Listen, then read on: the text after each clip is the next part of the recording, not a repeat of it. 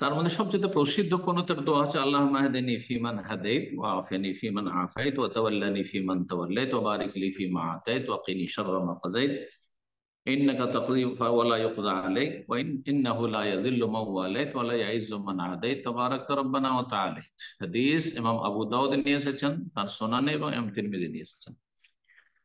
আবু দাউদের 1425 নম্বর এবং তিরমিজির 464 নম্বর হাদিস। হাদিসটি সহিহ হাদিস, সুনানের হাদিস সহিহ। আল্লাহ মাহদিনী ফিমান হাদাত, ইয়া আল্লাহ তুমি আমাকে হেদায়েত করো ওই সমস্ত লোকদের দলে শামিল করে যাদেরকে তুমি হেদায়েত করেছো। ওয়াফেনি এবং সার্বিক সার্বিক আফিয়াত, সার্বিক নিরাপত্তা। আফিয়াতের মধ্যে শারীরিক, মানসিক, ইমানি, পার্থিব সমস্ত কিছু চলে আসবে। আফিয়াত গুরুত্বপূর্ণ দোয়া। ফিমান আফিয়া, যাদেরকে তুমি আফিয়াত দান করো তাদের দলে শামিল করে আমাকেও তুমি আফিয়াত দান। ওয়াতাওয়াল্লানি ফিমান তাওয়াল্লা, এমনকি গুনাহমুক্ত থাকা হচ্ছে আফিয়াত। জি জি, গুরুত্বপূর্ণ। বরং শারীরিক সুস্থতা, নিরাপত্তা, পারিবারিক নিরাপত্তার চাইতে, আর্থিক নিরাপত্তার চাইতে আপনার ইমানি নিরাপত্তা, ইসলামী নিরাপত্তা সবচেয়ে বড় আফিয়াত।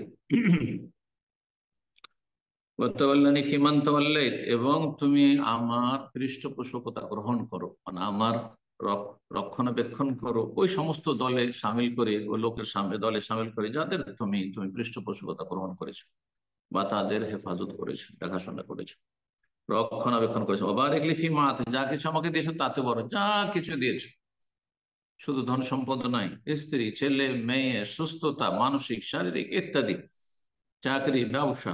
বারিক লি ফিমা আতাইত, অত্যন্ত অর্থপূর্ণ এবং ব্যাপক অর্থপূর্ণ দোয়া।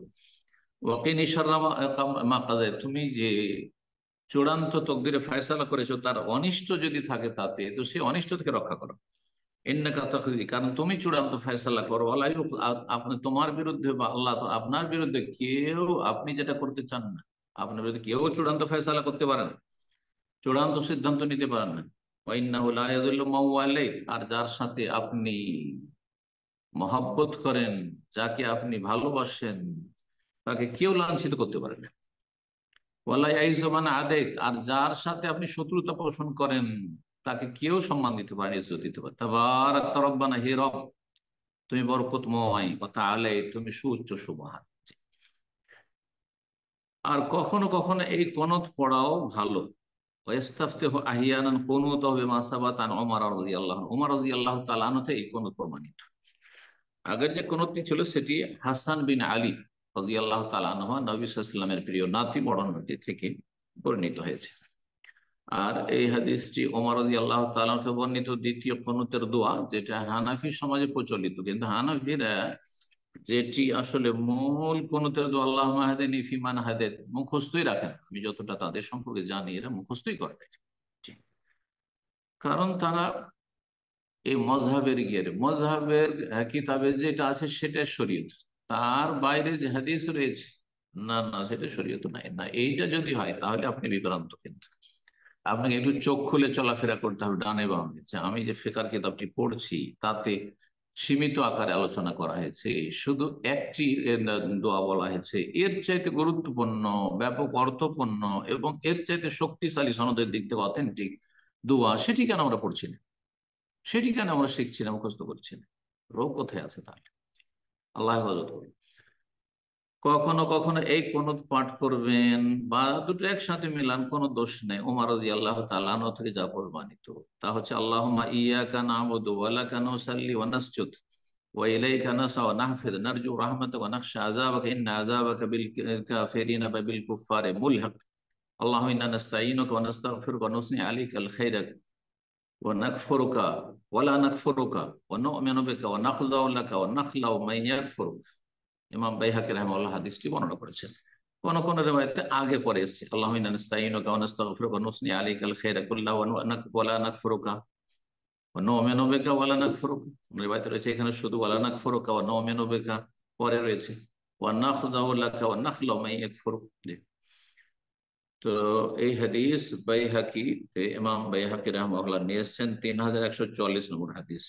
আল্লামা আলবানী ইরওয়াউল গলিলের 428 নম্বরে তিনি হাদিসটিকে নিয়ে এসেছেন এবং হাদিস আমলযোগ্য। জি। তারপরে এছাড়াও অন্যান্য দোয়া পাঠ করতে পারবেন, যেমন ব্যাপক অর্থপূর্ণ দোয়া, খুব গুরুত্বপূর্ণ দোয়া। এই দোয়াটি আমি খুব বেশি বেশি পড়ি, রব্বানা আতিনা ফিদ দুনিয়া হাসানা ওয়া ফিল আখিরাতি হাসানা ওয়া কিনা আযাবান নার। কারণ রব্বানা আতিনা ফিদ দুনিয়া হাসানা ওয়া ফিল আখিরাতি হাসানা, দুনিয়ার সার্বিক কল্যাণ এবং আখিরাতের সার্বিক কল্যাণ চাইলেন এই দোয়াতে। এর মধ্যে কোনো বাকি কিছু থাকলো না, দিন দুনিয়ার সমস্ত কিছু চেয়ে ফেলল এই কোরআনী দোয়া। আর ঠিক সেই অর্থটি বহন করে এই দোয়াটি সহিহ মুসলিমের। اللهم أصلح لي ديني الذي هو عصمة أمري وأصلح لي دنياي التي فيها معاشي وأصلح لي آخرتي التي فيها معادي واجعل الحياة زيادة لي في كل خير والموت واجعل الموت راحة لي من كل شر। সহিহ মুসলিম 2720 নম্বর হাদিস। এটিকে সাধারণত বহু বচন করে, কারণ ইমাম সাহেবের পিছনে যদি মুক্তাদি থাকে তো উচিত হবে বহু বচন করে জমা করে, যাতে করে সবাইকে শামিল করেন। আপনি বহু বচন করতে আসলিহ লি আছে, আল্লাহ আসলিহ লানা দীনানা আল্লাযী হুয়া ইসমাতু আমরিনা ওয়া আসলিহ লানা দুনিয়ানা আল্লাতী ফিহা মাআশুনা ওয়া আসলিহ লানা আখিরাতানা আল্লাতী ফিহা মাআদুনা। ফিহা মাআদুনা এটি হতে প্রসিদ্ধ, এটি সহিহ মুসলিম। কিন্তু একটি রওয়ায়াত আছে এলাইহা মাআদুনা, অনেকে এখানে বিব্রত হয় যে এলাইহা পড়বো না ফিহা পড়বো, দুটো অর্থ ঠিক আছে আপনাদের এবং দুটোই প্রমাণিত। তবে সহিহ মুসলিমের হাদিসে ফিহা রয়েছে, ওয়া আসলিহ লানা আখিরাতানা আল্লাতী ফিহা মাআদুনা, এলাইহা না ফিহা মাআদুনা, ওয়াজআল হায়াতা জিয়াদাতান লানা ফি কুল্লি খাইর ওয়াল মাউতা রাহাতান লানা মিন কুল্লি শার, ওয়াজআলিল মাউতা রাহাতান লানা মিন কুল্লি শার। জি, হে আল্লাহ আমার দিনকে সুন্দর করে দাও, যাতে আমার জীবনের সবকিছুর সুরক্ষা রয়েছে। দিনকে সুন্দর করে দাও, দিন যার সুন্দর সব সুন্দর, জান্নাত নিশ্চিত।